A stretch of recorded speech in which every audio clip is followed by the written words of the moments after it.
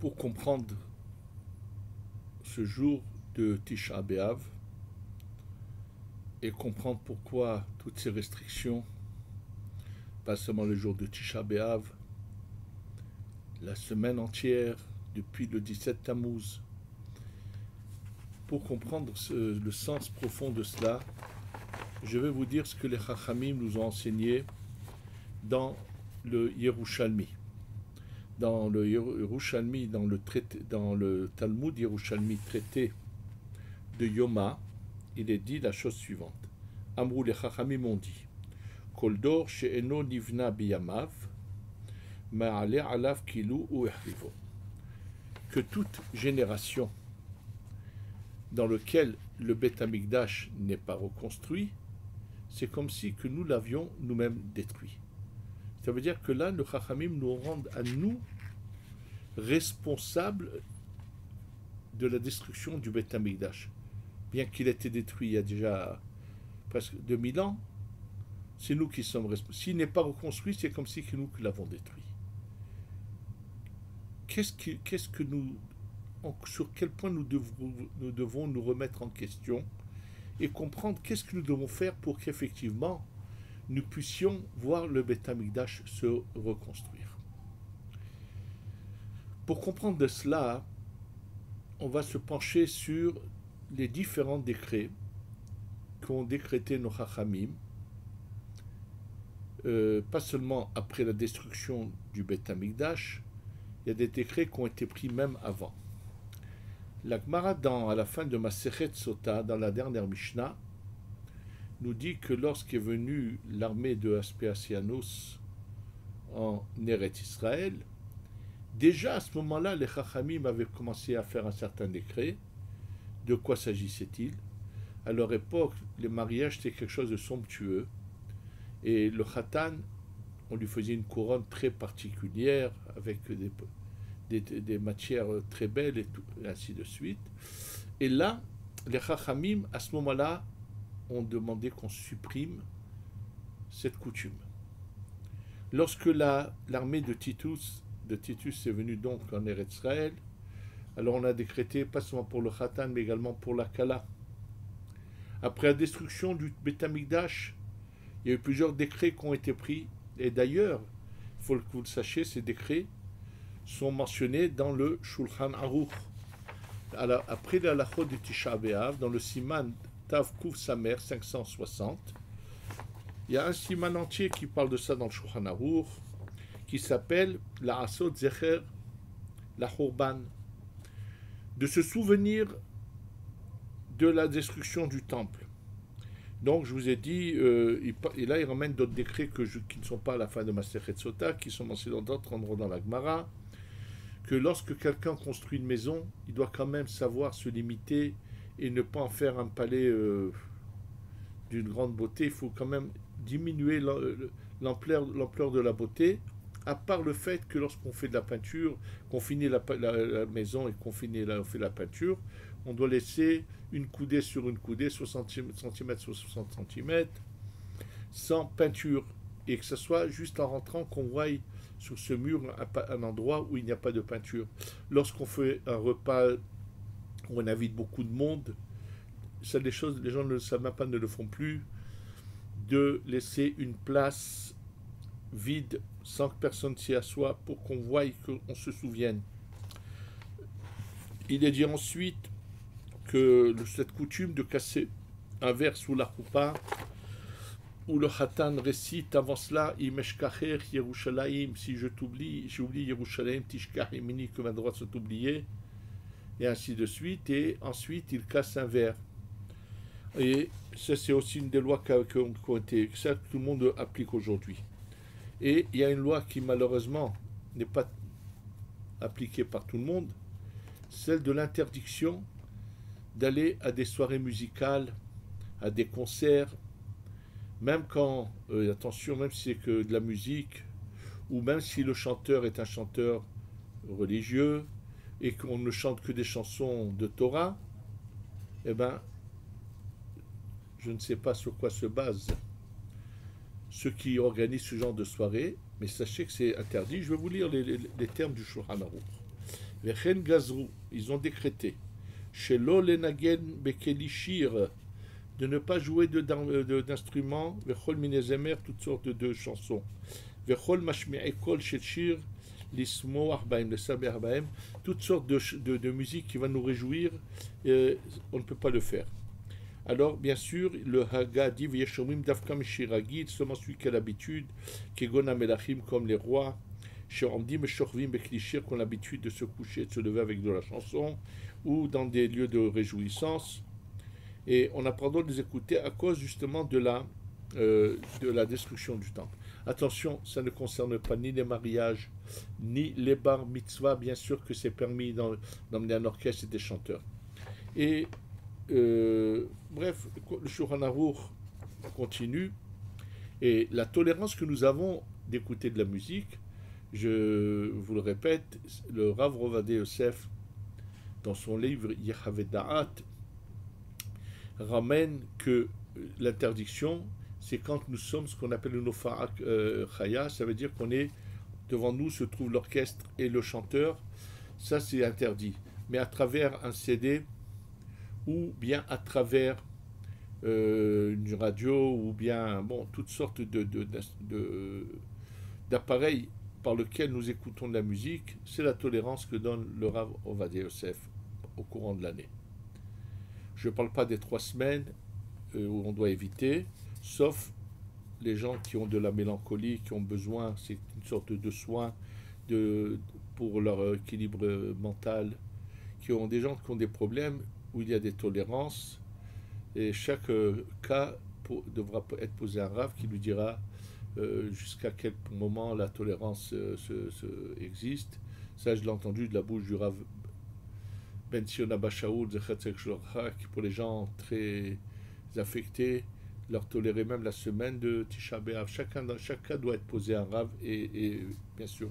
Ensuite, est ramené dans le Shulchan Aruch cette halakha dont je vous ai parlé, qui était même avant, c'est ce décret, qui était parlé, que je vous avais parlé, qui était même avant que le temple soit détruit, qui était lorsque des armées sont venues, qu'il fallait pour les couronnes qu'on mettait sur la tête du Khatan et de la Kala. Et la dernière halakha qui est marquée dans ce siman, Tafkouf Samer 560, Asur la Adam, chez Malé Piv Srok Bar Lamazé, que même dans la réjouissance permise, il faut savoir se limiter. Se remplir la bouche de rire, ça veut dire se donner libre cours à son allégresse sans limite. Non. Alors, attention, il y en a qui font complètement une erreur. D'abord, à part cette interdiction, qui même dans le cas où c'est une joie ou un rire permis, il faut se limiter. Mais je voudrais au passage préciser que malheureusement c'est devenu quelque chose de banal de se moquer, de faire de la rêverie, surtout alors il y en a qui se moquent des Thémanim, il y en a qui se moquent des Parsis, il y en a qui se moquent des Marocains, il y en a qui se moquent des Tunisiens, il y en a qui se moquent des Hongrois, il y en a qui se moquent des Roumains. Tout cela, il faut le savoir, c'est formellement interdit. Ça, la Gemara nous dit que le Kol HaMitlotzetz, il y aurait des Guina, mais Gorem Kelaya Bador, tout celui qui se moque, les Hitlotzetz, c'est de se moquer, faire de la moquerie, ça c'est quelque chose de grave. Il y a des conséquences terribles, c'est dans la Gemara qui en parle, des punitions et des conséquences ça c'est quelque chose qui est formellement interdit. C'est pas de ça que parle le Shulchan Aruch. Maintenant, ce qu'il faut essayer de comprendre, lorsque les Chachamim ont instauré tous ces décrets, dans quel but ils les ont instaurés? De nous rendre tristes toute l'année? Je pense pas. La Torah ne veut pas Hachem ne veut pas qu'on soit constamment triste. Hachem veut qu'au contraire on le serve dans la joie. Evdou et Hachem besimcha, qu'on puisse servir dans la joie. Donc quel était le sens de tous ces décrets? De venir nous amoindrir nos joies, même dans des mariages, il y a des limites. Quel est le but?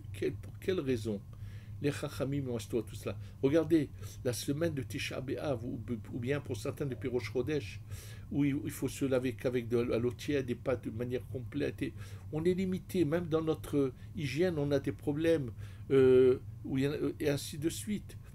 Ne pas manger de la viande toute la semaine de Pirosh Chodesh Av.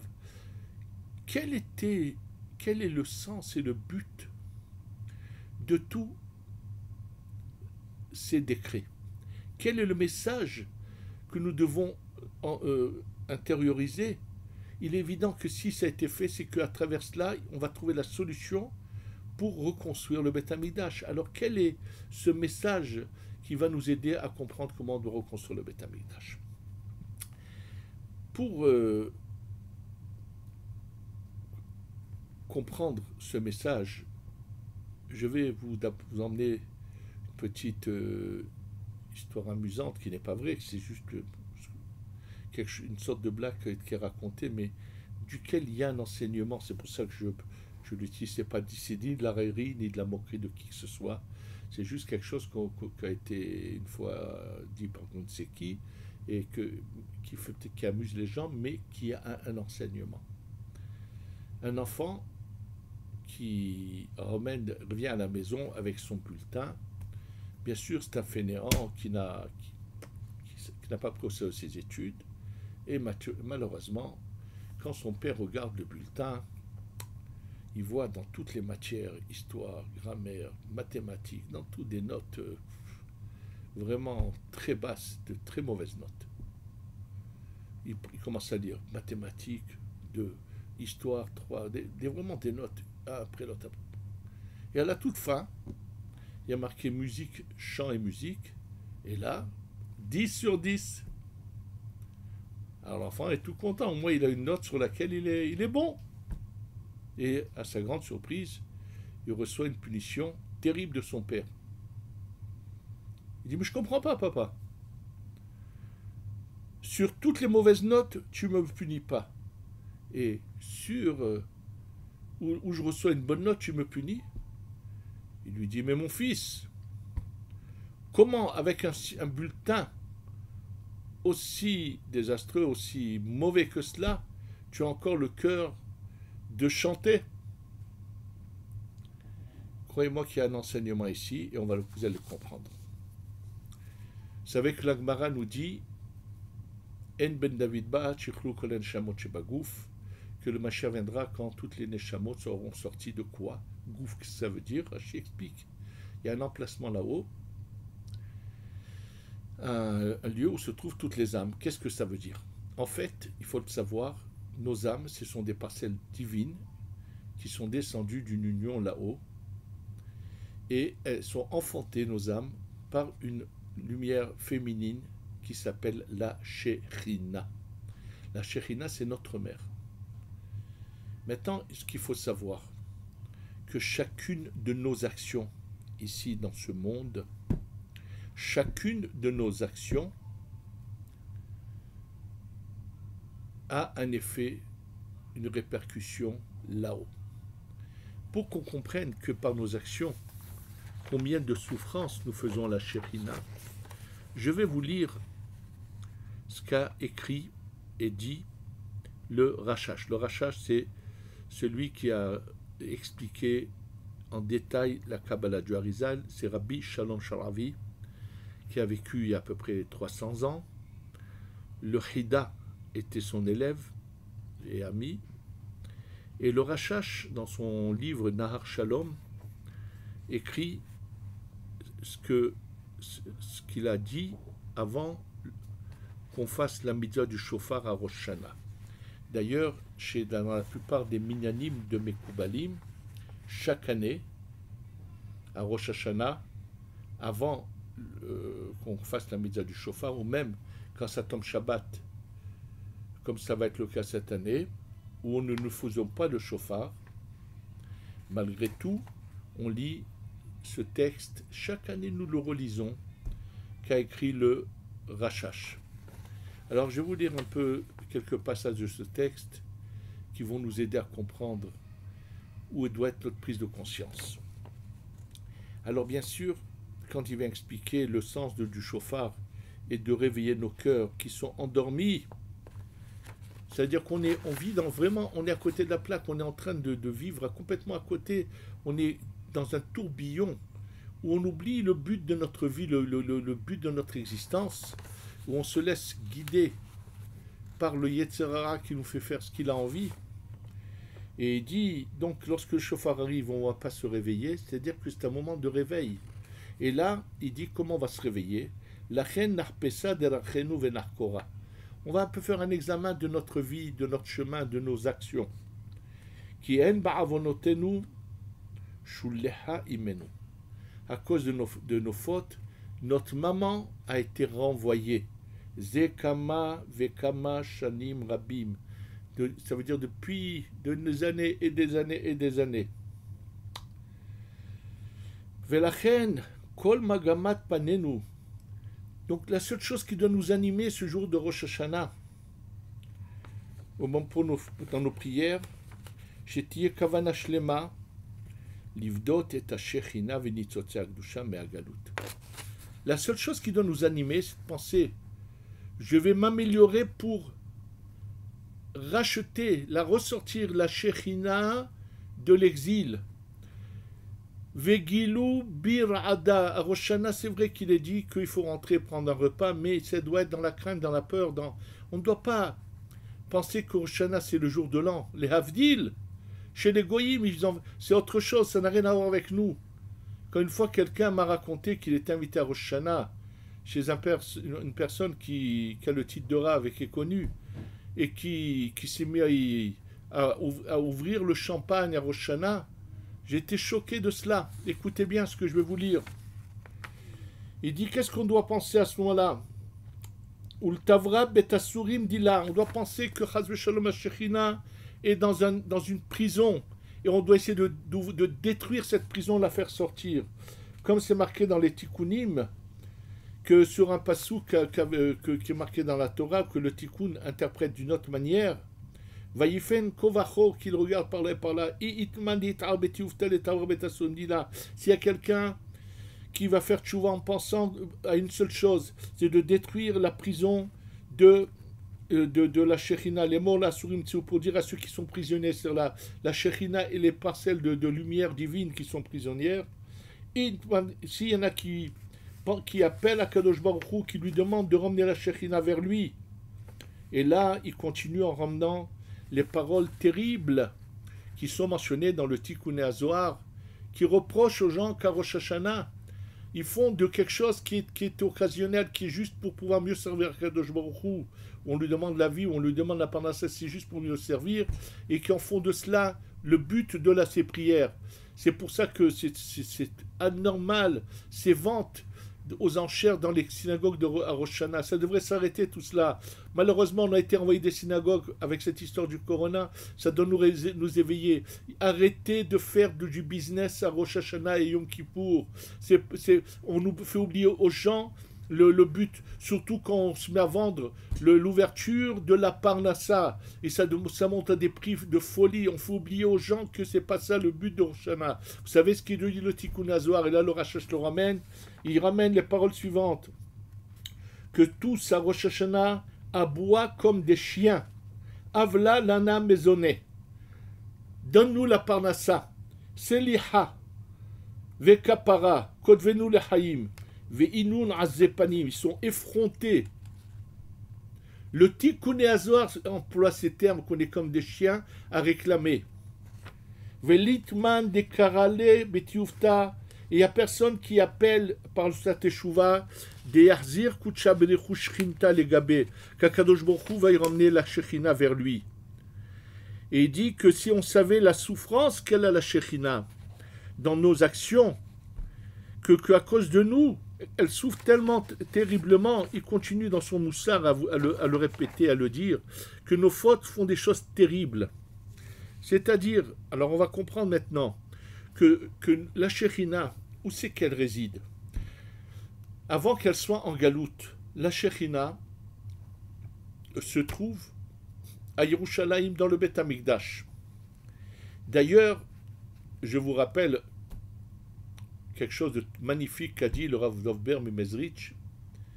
Au moment où les Goyim rentrent au Beth Amikdash et rentrent à l'intérieur au sein des saints, ils voient les chérubins, les Kruvim, et pas comme dans les photos que vous pouvez voir, bien sûr, c'est normal qu'ils n'ont pas pu le faire exactement comme ils étaient, mais je pense qu'il aurait préféré de ne pas faire de photos que de tromper l'enseignement.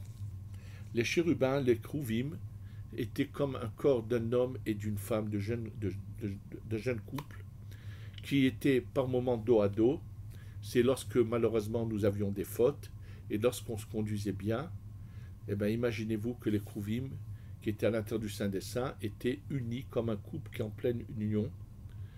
Un était masculin, homme, et l'autre femme, et unis.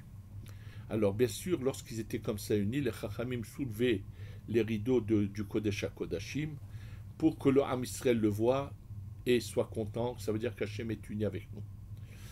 Et là, ce qui s'est passé, lorsque les Goïm, les non-juifs, rentrent dans le Beth Amikdash, au sein des saints, ils sont bien sûr choqués que dans le lieu le plus saint, il y ait, pas seulement qu'ils voient les Krouvim, mais ils les voient unis comme un homme et une femme. Ils les prennent, ils les sortent, ils les mettent dans les rues, ils disent, regardez, c'est ça ce que les Juifs, ils ont dans le Saint des Saints. Bien sûr, pour des Goïm, on ne peut pas comprendre ce que c'est l'union de la sainteté d'un couple, et que c'est l'union de Dieu avec son peuple. Bon, eux n'ont pas la chance de comprendre cela. Mais en tous les cas, la question est toute simple. Comment se fait-il qu'ils les ont trouvés unis dans le Saint des Saints, alors que le Beth Amikdash est détruit à cause des fautes? Et là, je vais vous dire ce que dit le Rav Dov Ber Mezritch, le Ben Yisrachar le ramène. Il est dit que le jour de Tisha B'Av naît l'âme du Mashiach. Ça veut dire que chaque année, il y a un renouvellement de lumière qui s'ajoute à l'âme du Mashiach qui se trouve là-haut. Que cela veut dire? Alors, pourquoi c'est le jour de Tisha B'Av particulièrement? Rav Dov Ber Mezritch, pour nous expliquer cela, il nous enseigne un enseignement incroyable. Il y a une halakha qui dit que bien que lorsqu'un couple vit ensemble, il y a des moments où même la femme, bien qu'elle soit pure, mais elle doit s'abstenir parce que ça correspond, par exemple, au mois d'avant, le jour où elle avait reçu son cycle. Donc un mois plus tard, ce jour précisément, il faut prendre des précautions, ne pas être ensemble pour qu'il n'y ait pas que pendant la relation se manifeste le cycle. Mais il y a une tolérance où les Chachamim ont permis de ne pas s'abstenir ce jour-là si un homme doit voyager. Chayav Adam Livko Detishto Betziato la derrière. Lorsqu'un homme doit voyager, il a une mitzvah juste avant son voyage de s'unir à son épouse. Et là, il dit, imagine-toi un homme qui doit voyager pour très longtemps. Donc être séparé de sa femme pour très longtemps. Il dit, imagine-toi dans quel amour va se retrouver ce couple. Et nous dit le Rav Dov Ber Mezritch, élève du Baal Shem Tov, étant donné que là on est à la veille du Galout, et que ce Galout va être long, et que la Shekhinah va partir longtemps en Galout. Donc c'était le moment le plus profond de l'union entre Akadosh Baruch Hu et son peuple. Et c'est pour ça que cette union qui est la plus haute, celle de Tisha B'Av dans l'après-midi, où va de nouveau naître une lumière qui va faire venir le Mashiach. Tous ces décrets que les Chachamim nous ont instaurés, c'est pour qu'à tous les moments de notre vie, nous nous rappelons une chose, que la Shekhinah est en train de souffrir. Comment quelqu'un peut voir sa mère avec des ronces dans la peau qui la font souffrir le martyre et aller se réjouir le cœur libre sans avoir à ne pas penser à cette souffrance? Aucun homme normal ne peut voir sa mère passer les souffrances les plus terribles et rester sans réagir. Notre problème, c'est qu'on ne prend pas conscience que c'est ça qui doit nous animer toute l'année, à tous les moments, qu'on ne peut pas être complètement joyeux, même le jour d'un mariage, ou n'importe quand, ou qu'on fait une maison, en pensant que notre mère, la Shekhinah, souffre, que la Shekhinah n'a pas de maison. Le lieu de résidence de la Shekhinah, c'est le Beth Amikdash. Eretz Israël est appelé la Malchut de la Hatzilut, parce que c'est aussi l'emplacement de la Shekhinah. Lorsque une armée étrangère a pu rentrer en Eretz Israël, ça veut dire que nous, par nos fautes, on a donné la possibilité à la Sitra Hara, aux forces mauvaises d'en haut, qui sont représentées en bas par les nations qui sont non juives, de pouvoir rentrer et se servir dans la Kedusha et de faire souffrir la Shekhinah. Donc, dès l'instant où des armées ont commencé à rentrer, il y a eu déjà des décrets. Et bien sûr, après la destruction du temple, il y a encore eu plus de décrets. C'est pour cela que toutes ces halakhot viennent pour nous qu'il y ait une prise de conscience, qu'on comprenne que malheureusement, on ne réfléchit pas assez à cela. Et on doit se réveiller et penser on est là sur terre pour servir Hachem. Que malheureusement, il n'y a pas de, on crée des souffrances là-haut, caviarol par nos actions, et qu'on doit donc essayer de changer notre attitude, de penser à cela. J'ai un jour entendu de la bouche de Rav Moshe Shvab, le mashgiach de Getzet, où j'y étais pendant 4 ans. C'était une époque où, en URSS communiste, on faisait terriblement souffrir les communautés juives. Et il nous avait dit comment pourrait-on faire pour, malheureusement, essayer d'aider ces communautés à moins souffrir. Écoutez l'enseignement qu'il nous a donné. Il a dit, lorsque quelqu'un partage la souffrance de l'autre, automatiquement la souffrance de l'autre diminue. Dieu a fait que nous avons un lien dans nos âmes, le peuple d'Israël, que le fait que j'entende que quelqu'un qui se trouve loin de moi souffre et que ça me fasse mal au cœur, je partage cette souffrance, le fait que moi je souffre de cela, je diminue la souffrance de cette personne. Il en est de même que lorsqu'on pense à la souffrance de la Shekhinah, tout celui qui pense et qui fait de tout pour que la Shekhinah ne souffre pas, vous ne pouvez pas vous imaginer combien Hachem le récompense. Et c'est cela que nous devons penser dans ces moments-là, que si on veut refaire reconstruire le Beth Amikdash, c'est arrêter la souffrance de la Shekhinah. Et d'ailleurs, il faut savoir que lorsque le Ham Israël revient sur sa terre, ce passouk qui est ramené dans cette partie de cette année halakha qui est ramené dans le Shulchan Arour, Asur l'Adam Shema Lesrok Piv Ba'olamazé, qu'on ne peut pas se réjouir pleinement à cause de la souffrance de la Shekhinah. À quel moment on peut commencer à se réjouir pleinement? Regarde, dans ce cantique que nous disons, ce psaume, pardon, Shiramal Beshuv Adonai et Shivatzion Ayinu Kaholmim. C'est-à-dire qu'au moment où va venir la Mashiach, on va se dire ouais, c'est comme un rêve, on n'y croit pas, et c'est enfin arrivé. Et c'est marqué ensuite, c'est-à-dire que lorsque Dieu ramène son peuple sur sa terre, Azimale Sehok Pinu. À ce moment-là, nos bouches se rempliront de joie, c'est-à-dire on n'aura plus cette limite. Ce pasouk de Az Beshuv Hashem et Shivatzion, lorsque Dieu ramène le Ham Israël sur sa terre, le grand Mekoubal Rabbi Udaftaya, dans son commentaire qu'il a écrit sur le Etzraïm, sur les écrits du Harizal qu'il appelle Bethlehem Yehuda, dans ce livre, il explique dans un écrit du Harizal que la Géoula va se faire en plusieurs étapes. Et la première étape, c'est le retour d'Eretz Israël sous la souveraineté du peuple d'Israël. Ce qui s'est passé en 48. Et il le déduit du Passouk, Beshuv Hashem et Shivatzion. Et bien sûr, il a des preuves à cela. Et qu'ensuite va y avoir l'étape suivante, où le Beth Amikdash va descendre tout près de là-haut, avec la Shekhinah à l'intérieur, ce que nous attendons en tout moment. Et bien sûr, et ensuite le Mashiach se chargera de faire ce qu'on appelle Kibbutz Galuyot, ceux qui n'auraient pas eu la chance d'être venus en Eretz Israël avant, il les fera venir bien sûr, Be'ezrat Hashem.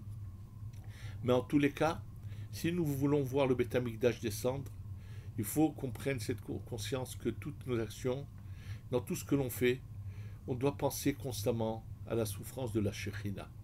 Si on y pense, alors on fait venir la Géoula, et qu'Hachem fasse qu'on voie cette Géoula arriver très vite, qu'on n'ait plus toutes ces souffrances qu'il y a actuellement, mais qui sont là pour nous préparer à la Géoula, comme l'écrit dans le Sefer Shomer Emunim, Rabbi Aaron Rata, qui dit que les souffrances que dans les dernières générations qu'Hachem amène, c'est pour que le maximum d'Ibn Israël puisse avoir le mérite de recevoir la Géoula et de participer à cette Géoula, et qu'il ne fasse pas partie de ceux que Dieu préserve, dont on va avoir de la pitié, des gens qui sont malheureusement ont été tellement mauvais vis-à-vis du peuple d'Israël, même qui sont juifs, mais qui ont voulu déraciner le judaïsme et se battre contre le judaïsme et contre Dieu, sur lesquels il est dit dans Yeshaïa qu'on les verra malheureusement complètement anéantis, c'est-à-dire leur âme sera brûlée et deviendra comme de la cendre sous les pieds des tzadikim.